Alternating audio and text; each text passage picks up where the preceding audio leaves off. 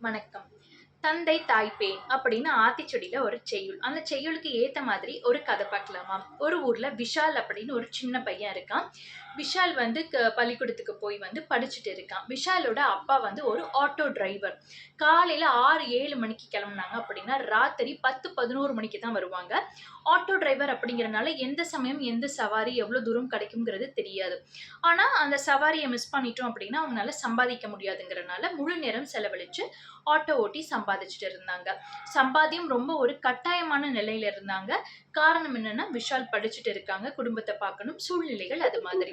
விஷாலோட அம்மா என்ன பண்ணாங்கன்னா, விஷால கவனிச்சுக்கிட்டு, வீட்டு வேலைய பார்த்துக்கிட்டு, ஆ விஷாலோட அப்பாவ நேரத்துக்கு அனுப்புறது, திருப்பி வரப்ப வந்து கவனிக்கிறது, இது மாதிரி குடும்பத்தையும், விஷாலையும் ரொம்ப அழகா விஷாலோட அம்மா கவனிச்சுட்டு இருந்தாங்க.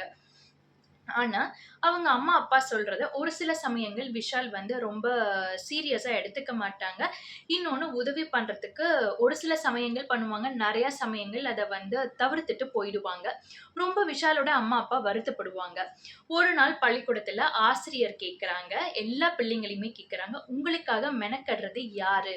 அப்படின்னு கேட்கறாங்க. "நீங்க யார நெனைக்கிறீங்கன்னு?" கேட்கிறப்ப, எல்லா பிள்ளைங்களும் யோசிக்கிறப்ப, எல்லாருமே சொன்ன முதல் வார்த்தை, "என்னோட அம்மா, அப்பா தான்" அப்படின்னு சொல்றாங்க.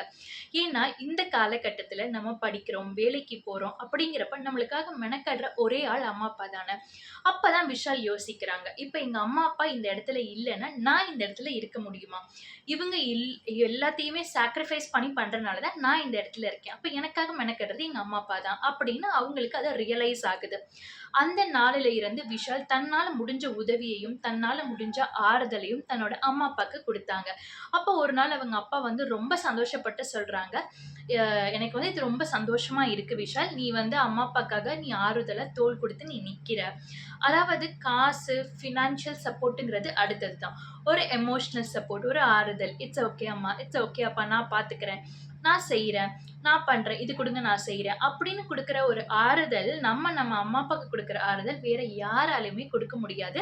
அதே மாதிரி அவங்களுக்கு கிடைக்கிற சாட்டிஸ்ஃபேக்ஷன், நம்ம கிட்ட இருந்த சாட்டிஸ்ஃபேக்ஷன் வேற யார் மூலியமாவும் அவங்களுக்கு கிடைக்காது. அதுதான் வந்து தந்தை, தாய் பேன் அப்படின்னு சொல்றாங்க. அதாவது எந்த காலகட்டத்திலயும் நம்மளோட அம்மா, அப்பாவ நம்ம விடக்கூடாது. எதுவாக இருந்தாலும் நல்லது, கெட்டது எதுவாக இருந்தாலும் நம்ம அம்மா, அப்பாவ ரொம்ப பாதுகாத்து, ரொம்ப மரியாதையோட நடத்தி, கடைசி வரைக்கும் கொண்டு வரது அப்படிங்கிறது நம்மளோட பிள்ளைங்க கையில தான் இருக்கு. அதுதான் தந்தை, தாய் பேன். நன்றி.